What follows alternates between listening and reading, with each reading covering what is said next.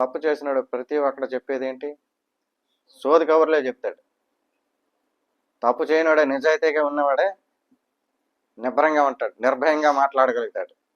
కానీ తప్పు చేసే ప్రతి వాడు చెప్పేదేంటి? సోది కబుర్లు, సొల్లు కబుర్లే. ఇక్కడ సౌలు కూడాను సమూయేలు ముందట ఏం చెప్తా ఉన్నాడు? సోది కబుర్లు చెప్తా ఉన్నాడు. ఆపయ్యా బాబు, నీ సోదంతా నాకు దేవుడు ముందే చెప్పాడు, రాత్రి దేవుడు నాతో మాట్లాడాడు, నీ సోదంతా నాకు చెప్పాడని ఆయన ఇక్కడ సమూయేలు గద్దిస్తాడు ఆయన్ని.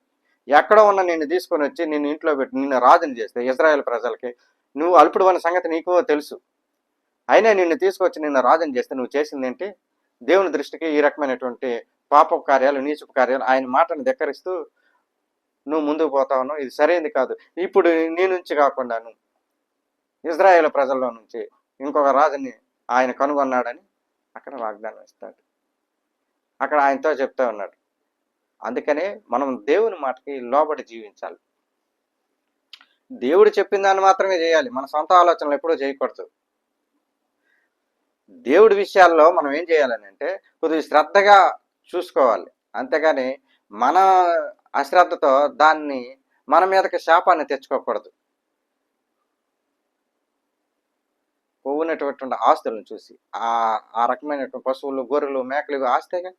ఆ ఆస్తిని చూసి ఇవి పెంచుకోవచ్చు, మన ధనాన్ని మరింత మెరుగుపరచుకోవచ్చు, మరింత మనం లాభపడవచ్చు అని అనుకున్నాడే తప్పితే దేవుడి నుంచి ఏ రకమైనటువంటి తృణీకరణ మనకు వచ్చుద్దేమో అన్న ఆలోచన ఆయనకి కనపడలేదు, తెలియబడలేదు.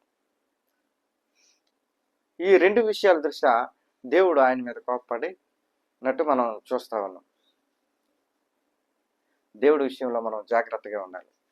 దేవుని మాటకు మనం లోబడి జీవించాలి. దేవుని ఇష్టానికి మనం జీవించాలి. అంతేగాని మన సొంత ఆలోచన, మన సొంత నిర్ణయాలు, మన సొంత అభిప్రాయాలు దేవుని మీద పనిచేయవు, దేవుని దగ్గర పనిచేయవు. 5 అధ్యాయాలు తిరగబడేసరికి సౌలు యొక్క జీవితం అంతా తిరగబడిపోయింది. 9 నుంచి 15 అధ్యాయాలు చదువుకుంటే ఏమైపోయింది?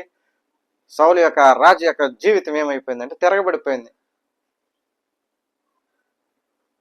రాజుగా నియమించడం, రాజుగా పరిపాలించడం, రాజుగా ఆయనకి యుద్ధాల్లో గెలిపించడం, ఇంత చేసింది.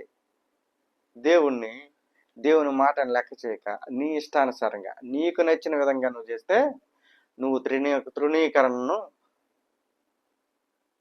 పొందుకుంటావు, నువ్వు తృణీకరించబడతావు, నువ్వు విడిచిపోయబట్టబడతావు.